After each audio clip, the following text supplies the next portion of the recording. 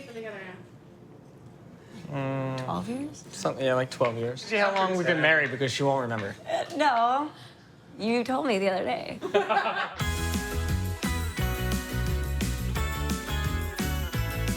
Hi, I'm Scott Tassinelli. And I'm Angie Rito, and we're here from Don Angie in the West Village.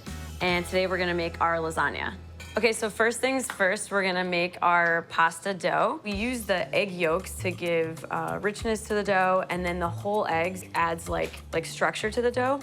We're gonna use an all-purpose flour. This is the way we make it in the restaurant. Yeah. If you don't have a stand mixer, you can totally make pasta dough in a food processor. So I think the key with making pasta is you can't just dump all the eggs in at one time. So I'm just gonna add like half of the egg yolks. All right, I'm gonna add the rest of the egg yolks. You want the dough to appear to be sort of shaggy at this stage. Like it shouldn't be a smooth, like moist ball.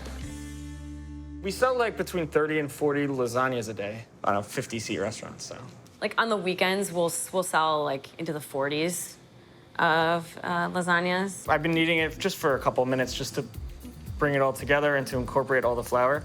And this is what you're looking for. You want it to be kind of a little shaggy when you break it apart like this, but you want it to be one solid mass. What you do at this point is wrap it in plastic wrap and leave it on the counter for at least 30 minutes. So now our dough is made, it's resting. In the meantime, we're gonna make our bechamel. Add some butter here. Scott is chopping up some shallots. This is a pretty straightforward bechamel recipe. Bechamel is usually found in like traditional lasagna from Bologna. So we definitely wanted to incorporate it in our version of lasagna. We're gonna add the shallots and the aromatics. We have bay, thyme, black peppercorn, and some salt. We're basically gonna cook this until the shallots are translucent, so they're infusing all their flavor into the butter. Now we're going in with the flour. So it takes about probably like a good, I would say like 10 minutes to cook the flour out. If you add the milk now, it's just gonna taste like raw flour. You definitely need to stir it because if you don't stir it, it will burn pretty fast. I'm going to add the milk. Once this comes up to a simmer, then it'll start thickening. You can feel it as you stir it. Yeah, It'll like start resistance. to get thicker. Yeah. So we're using a chinois with a small ladle. We're basically just separating out the sauce from, you know, like the chunks of like shallots and herbs and everything else, the peppercorns. So now we're gonna cool this down. So we'll just put this in the fridge. Okay, so next we're gonna make our version of bolognese sauce. First thing we have to do is make the sofrito. Our sofrito is onions, carrots, celery, and garlic. We're gonna process it in a food processor. People always think that like a bolognese sauce is anything with meat in it, and they'll make like, you know, a tomato sauce with meat in it and they call it that, but that's not really what it is. It actually only has like a tiny bit of tomato via the tomato paste in the traditional recipe. I am going to cut the pancetta also at this point. Everything's even and cut up like really, really small, but even. All right, so get the pan nice and hot. First, we're gonna cook the veal and the sausage. This is sweet Italian sausage. We took the casing off. So once you put it into the pot and start cooking it, you can just break it up with the spoon. All right, so we're gonna set this aside. So now we're going in with the pancetta.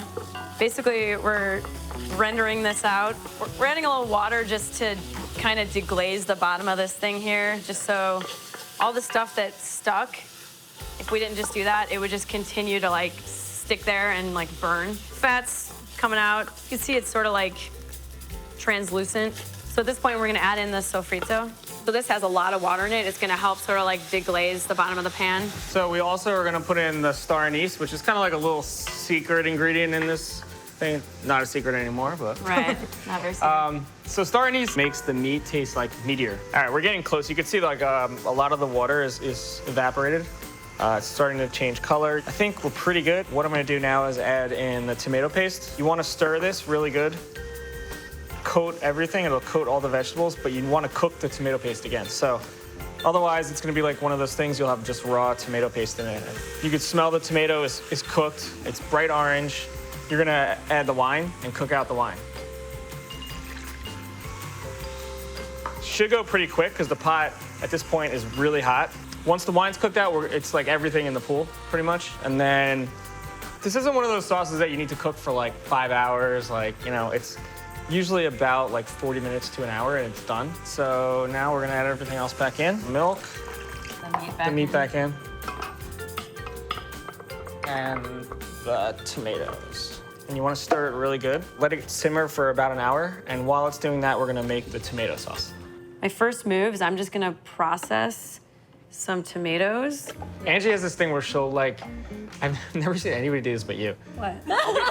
I'll be opening cans of tomato at the restaurant and she'll come by and just take one of them right out of the can and eat it. She loves them right out of the can. Really love them, like a lot, yeah. We really have a thing for San Marzano tomatoes specifically. Like we're really particular about a lot of our ingredients, but like that's one that we're definitely super particular about that. Now I'm just gonna sort of pulse the tomatoes.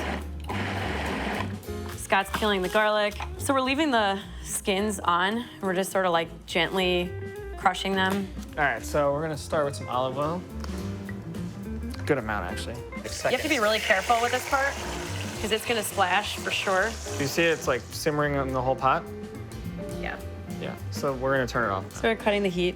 And we're gonna season it with salt and a little bit of sugar. And this, I mean, this cooked so briefly now, but we're gonna cook it again when we bake the lasagna in the oven. When it's all done, we're just gonna add in some basil. Okay, so now that our sauces are done, our next move is we're going to roll out our pasta sheets. So the pasta dough has been resting for like at least 30 minutes. If it's a little sticky, we're just gonna put a little bit of flour on it. You can see in that time period, it got like smoother. We're gonna use a pasta sheeter. You could roll it out with a rolling pin. You could use a hand crank, which are totally fine. You could also get the attachment that goes on the stand mixer. And the best way to go about getting the pasta to go through it is to slice this into pieces. I like the sound this thing makes. So then once you get the thin sheets, the best way to do it is to put them on top of each other and then put that through. This process is also sort of like kneading the dough. There it goes. So now we're gonna go thinner. Yeah, if you don't have an assistant handy, you could totally cut it in half. Now, in order to make the rolls, we have to cut this into sheets. I'm gonna cut them like about 12 inches. All right, so now we're gonna cook the sheets. We have water here that's been brought up to a rolling boil. Really heavily season the water with salt. It should be like seawater. All right, so drop this in for like a second. And pull it out, put it in ice water. Seems ridiculous. It seems like that barely did anything, but The water's so hot. the water's so hot. So as I'm doing this, Scott is gonna pull them out of the ice water, like once they're iced down. You gotta be really careful because they'll, you know, they sort of seize up. So you have to be really careful not to tear them. I'm also being careful to lay the pasta flat in the water because if it folds at this point, it tends to like sort of stick together. So someone does this every single day at the restaurant. So the sauce has been cooking for about an hour and a half. We're gonna season it with salt, a little bit of sugar, and we always squeeze fresh lemon juice for like acid to balance it out and to like brighten up the sauce at the very end. So now that all of the ingredients are completely cooled down, just want to reiterate again like how important that is, because if you try to do this with even like warm ingredients, it's so much harder. So it really has to be cold. We're gonna go ahead and start rolling lasagna. So Scott is starting with the bechamel. So the bottom layer of pasta is you put the bechamel over the whole entire thing. Or if you have some sheets that might have torn or aren't perfect, reserve those ones for the inner layer. So this is the outer layer. It's important to have no tears on that layer because it's gonna sort of like hold everything together. After the bechamel, we're gonna put Parmigiano Reggiano. We like the 24-month Parmigiano Reggiano, but it is the most expensive, but it definitely does taste the best for sure. You put the bechamel over the entire sheet all the way to the corners, but you don't put the Parmesan or the mozzarella cheese. You leave like about, you know, like an inch on the top, and that's what's gonna seal it together. So I'm gonna come in after Scott with the mozzarella. And then we're gonna take the other sheets. So we're gonna put it down and you're gonna go right on top and you're gonna push it down on the part that doesn't have the cheese. Then you're gonna take the bechamel and put it on the very top of this, just like an inch. We wanted to do like a lasagna for two, like a large format pasta dish. And we were thinking about a number of different ideas. And I saw a picture of cinnamon rolls, and that, like, they were like baked in a pan, you know, and they looked really beautiful. And that's like where the idea came from. So now comes the, I guess, fun part. I don't know. You got to roll it, and when you do it, you can kind of pull it back a little bit as you're rolling it, and typically in the restaurant, we let it sit for like an hour in the fridge just to like set up even further, so it's like really easy to get a nice clean slice on it. yeah, we're gonna slice it now, but it's Yeah, but if you don't want to wait that long, like you can some. just cut it, transfer them to the dish. I think we're gonna do like a couple more in here today.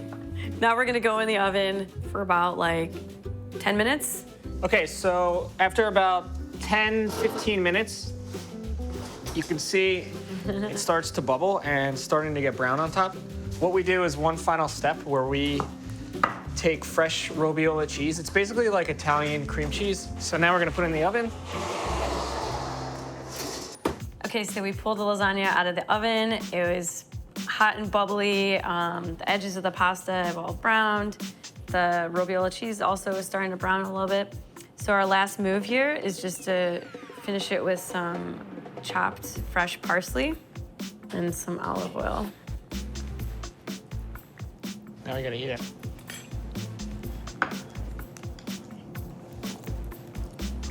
You can see like all the edges are really brown, which is like, I think the best thing about it. Textural contrast between like the crunchy bits at the top and sort of like the soft creamy cheese.